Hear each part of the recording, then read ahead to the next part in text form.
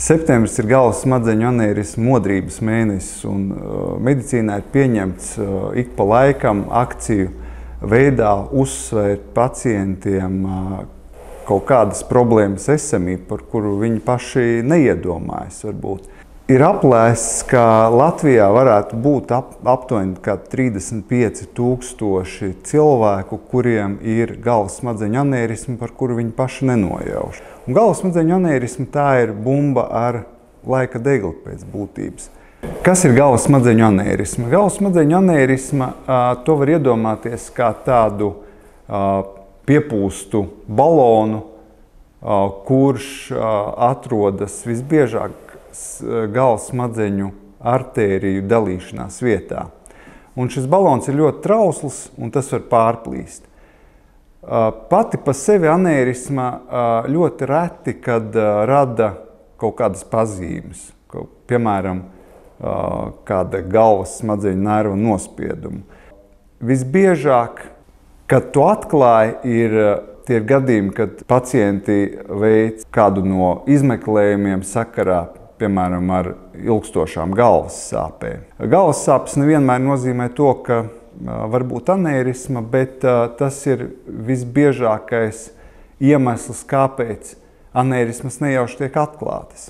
Otrs iemesls, kad šī galvas smadzeņu anērisma tiek atklāta, ir tad, kad tā pārplīst, un šis pacients bieži vien smagā stāvoklī nokļūst slimnīcā. Galvas smadzeņu anērismas plīsums tā patiešām var būt nāvējoša slimība. Šī statistika ir diezgan skaudra. Ir zināms, ka aptuveni 40 līdz 50% pacientu nomirst šīs slimības dēļ pirmo 3 mēnešu laikā. No izdzīvojušajiem pacientiem aptuveni trešdaļai ir smaga invaliditāte, un arī aptuveni trešdaļa no izdzīvojušajiem pacientiem pēc tam var dzīvot pilnvērtīgu dzīvi.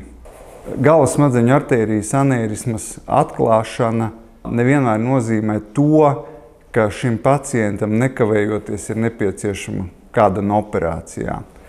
Jo bieži vien mēs šos pacientus mēdzam arī kādu laiku novērot un piedāvāt ārstēšanu, kad anērisma izrāda, piemēram, augšanas pazīmes.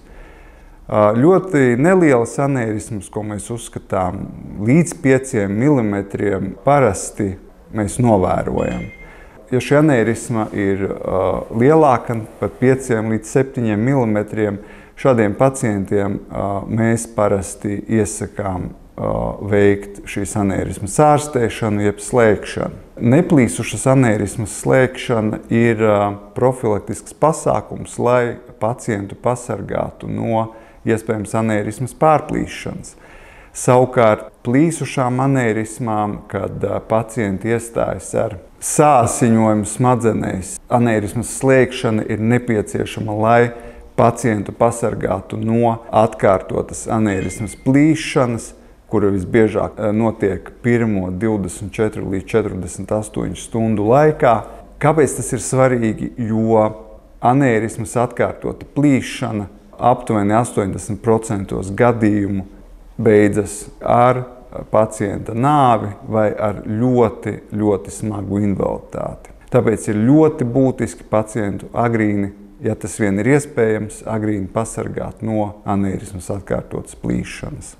Anērismai plīstot, asins izplūšana no tās nav nepārtraukta. Ja? Kaut kādā brīdī tai vietā izveidojas receklis un asins izplūšana caur šo plīsuma vietu pārstāja. Bet pastāv risks, ka šis asins receklis var atrauties un plīsums var atkārtoties. Tāpēc mums ir būtiski pacientu agrīni pasargāt no anērismas atkārtota plīsuma.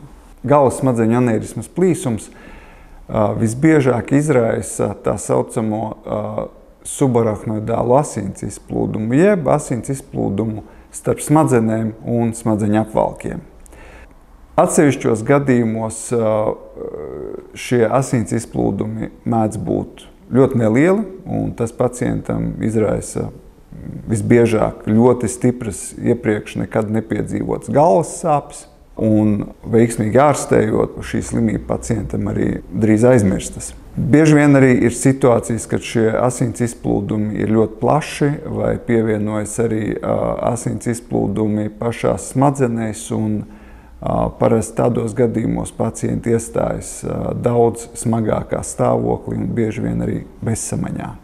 Anērisma sagrīna un veiksmīga slēgšana nenozīmē to, ka pacienta ārstēšana ir beigusies, jo anērismu plīšanas gadījumā un subarachnoidāla asins izplūduma gadījumā ļoti bīstama lieta, kura rada ļoti ilgstošus riskus pacientam, ir, ka pacientiem, kuri piedzīvo subarachnoidālu asins izplūdumu, arī pēc veiksmīgas anērismas slēgšanas aptuveni 10 līdz 14 dienas saglabājas insulta risks.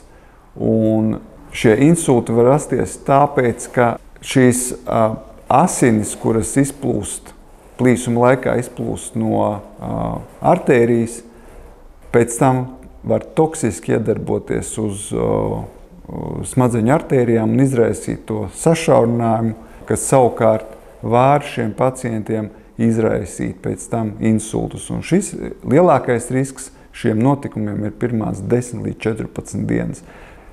21 dienu pēc šī notikuma pacientam jāturpina lietot speciālas zāles, kuras samazina šī insulta risku.